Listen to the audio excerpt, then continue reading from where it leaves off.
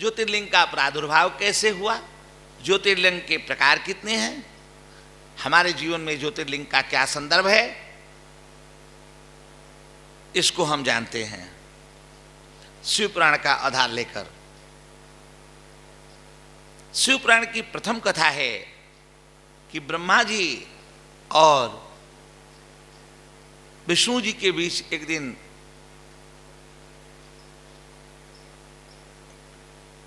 एक द्वंद्व सामने आया, दोनों के बीच झगड़ा सा हुआ। इसको लेकर कि ब्रह्मा जी कह रहे थे कि हम सृष्टि बनाए हैं, हम पूजे जाएंगे प्रथम। विष्णु भगवान कह रहे थे कि आपने सृष्टि बनाई जरूर, परंतु पालन तो हम करते हैं, तो हम हैं, हम पूजे जाएंगे। दोनों में तू मैं रस्साकसी हो रहा था पूजने पुजाने को लेकर। इतने में इन दोनों के झगड़े के बीच एक ज्योतिर्स्तंभ, प्रकाश स्तंभ प्रकट हो गया, जिसकी ऊंचाई और गहराई का अंदाज नहीं लग पा रहा था। आदि अंत का, आदि अंत जिसका पता न चले, अनादि अनंत जो हो वही सनातन है। फिर दोनों ने विचार किया, ब्रह्मा जी ने प्रस्ताव रखा, जो इसके ऊपरी शिखर को देख लेगा या निचली शिखर को देख लेगा और देख के प्रथम बार आ जाएगा, वही जो पहले देख के आएगा वही पूजा जाएगा। ब्रह्मा जी ऊपर गए हंस पे सवार, भगवान श्री विष्णु नीचे गए।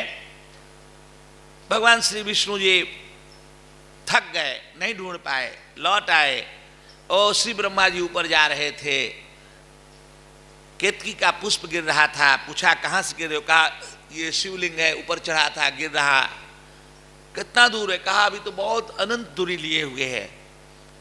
श्री ब्रह्मा जी थक रहे थे, उनने केतकी से कहा कि केतकी जी आप मेरे लिए झूठ बोल दीजिएगा श्री विष्णु भगवान के यहाँ चलकर कि मैंने ऊपरी छोर देख लिया। उनने कहा झूठ बोलेंगे पाप लगेगा।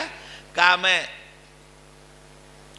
सबका पितामह हूँ, अपने पितामह के लिए झूठ बोलना कोई झूठ पाप नहीं लगेगा, हमारे लिए झूठ बोलेंगे, आप अपने लिए थोड़े बोल रहे हैं।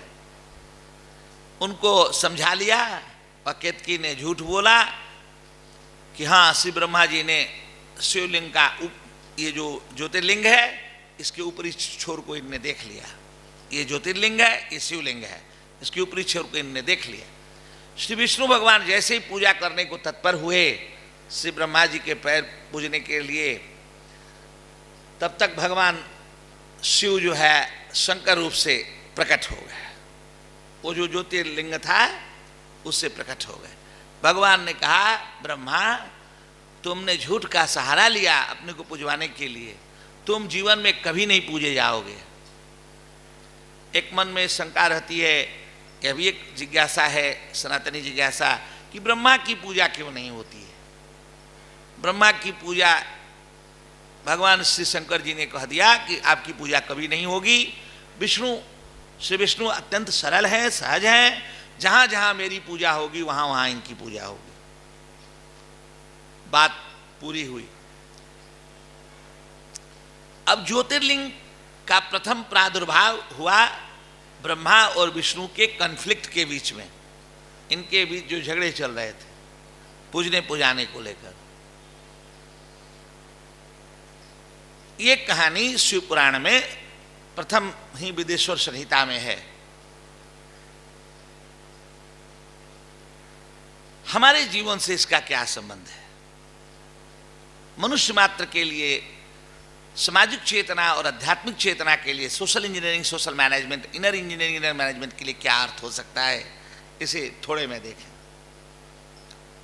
समाज में दो तरह के लोग होते हैं।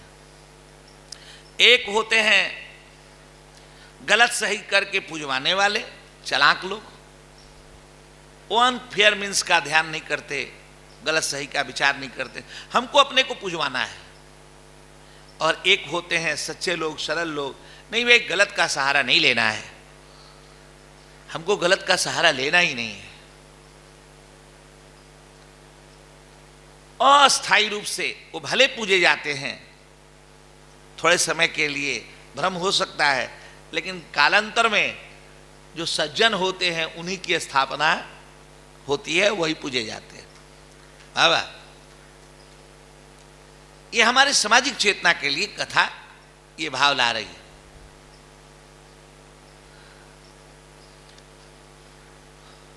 आध्यात्मिक चेतना के लिए, इनर इंजीनियरिंग, इनर मैनेजमेंट के लिए अर्थ है कि हमारे बुद्धि के देवता ब्रह्मा है, मन के देवता चंद्रमा, चित्त के देवता विष्णु, अहंकार, ये जो बुद्धि के देवता ब्रह्मा हैं और चित्त के देवता विष्णु हैं, बुद्धि और चित्त के बीच एक कॉन्फ्लिक्ट चलता है, नर नारी नपुंसक ब्राह्मण शूद्र सब में, कि अपने को प्रतिष्ठित करने के लिए कुछ गलत करें क्या? भाई कलयुग में रहना है तो कुछ तो करना पड़ेगा, धन कमाना है, प्रतिष्ठा कमानी है। लक्ष्मी जी उल्लू पर सवारी करते हैं तो उल्लू जैसा तो काम करना पड़ेगा, दिन को रात, रात को दिन, झूठ को सच, कुछ तो करना पड़ेगा, ऐसे काम चलेगा नहीं। ये जो बुद्धि में बात आ रही है ये ब्रह्मा के अंदर बात है, और चित्त कहता है कि नहीं नहीं, सरल सहज रहना है, इस झंझट में नहीं पड़ना है, गलती छिपती नहीं है, एक दिन प्रकट हो जाएगी, क्या करना है, जितना है जैसे है, सहजता से जीवन को लेता है। जो अंदर में प्रत्येक नर नारी नपुंसक के अंदर कॉन्फ्लिक्ट चल रहा है कि विशेषता से पूजे जाए कि सहजता से पूजे जाए, सहजता पूजने का आधार बने कि विशेषता, और इसी बीच जो आत्मा रूप शिवलिंग है, ज्योतिर्लिंग है, आत्मा का जो प्रकाश है वो प्रकट हो जाए और निर्णायक हो जाए। क्या हो जाए कि नहीं, ये बुद्धि की चालाकी नहीं चलेगी, तुम कभी नहीं पूजे जाओगे, ना आज तक से कोई चालाक पूजा गया, नहीं तुम पूजे जाओगे। पता नहीं कितने शाह खून, चंगेज खान, मंगोल खान आए, अंग्रेज आए, झूठ फरेब करके राज किए, पुजवाने का कारण बनाए। बाबा नौकर शौकर रखे, खिदमतकार, सलामी कराए, सैल्यूट कराए, लेकिन सब मर गए, किसी का कोई नाम लेवा। और जो साधु संत फकीर दरवेश सरलता सहजता से जिए वो पूजे जा रहे। तो अचानक नहीं कोई सिकंदर बनने लगता है, उसके अंदर वो आत्मा का जो प्रकाश है वो तय नहीं कर पाया, इसलिए वो ब्रह्मा की परंपरा से चल पड़ता है। और जिनके अंदर वो ज्योतिर्लिंग तय हुआ बाबा, उनके अंदर ब्रह्मा चेक हो गया, बुद्धि चेक हो गई, बुद्धि की चालाकियां हाईली चेक्ड हो गई बाबा, और वो चित्त की सरलता को अपना करके अपने को साधु संत फकीर की परंपरा में कथा सत्संग रख करके ठाकुर पूजने पुजाने में कारण बनता है। सनातनियों पर एक आरोप है कि ये जिसको देखो उसको पूजने लगते हैं, नदी पहाड़ पशु पक्षी कुत्ता गधा, शीतला के सवारी के रूप में कुत्ता भैरव सब पूजे जाते हैं, जिसको देखो उसी को पूजते हैं।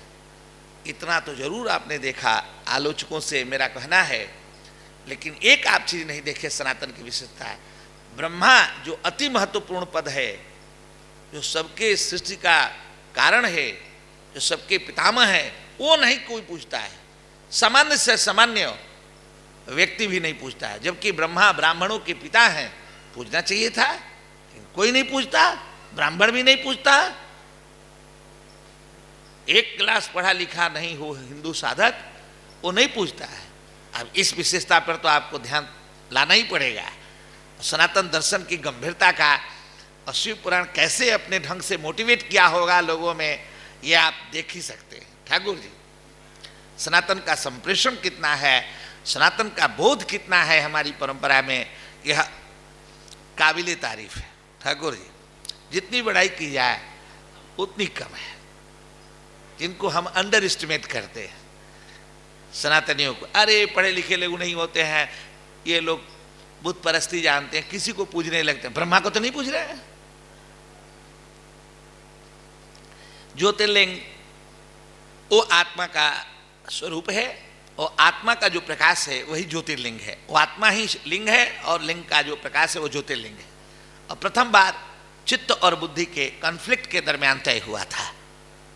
दूसरी बात, लिंग ज्योतिर्लिंग जो है 12 प्रकार के हैं।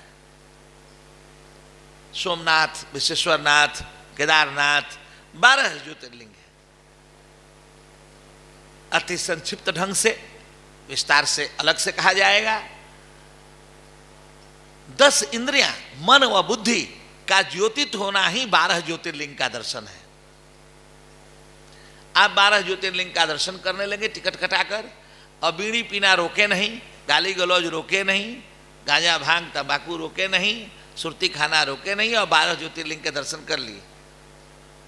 गलत सलत देखना रोका नहीं, तो क्या आपने ज्योतिर्लिंग का दर्शन कर लिया? 5 ज्ञानेन्द्रियां, 5 कर्मेंद्रियां, मन व बुद्धि, इन 12 का ज्योतित होना ही 12 ज्योतिर्लिंग है। मन यदि ज्योतित हो जाए तो सोमनाथ ज्योतिर्लिंग है। मन सो जाए तो चंद्र, सोम मतलब चंद्रमा। बुद्धि ज्योतित हो जाए तो बाबा विश्वनाथ है। इसी तरह से 11 है बाबा, इसी तरह से और 10 है। मन बुद्धि के ज्योतित होने से सोमनाथ, विश्वेश्वरनाथ आदि आदि। जय श्री राम।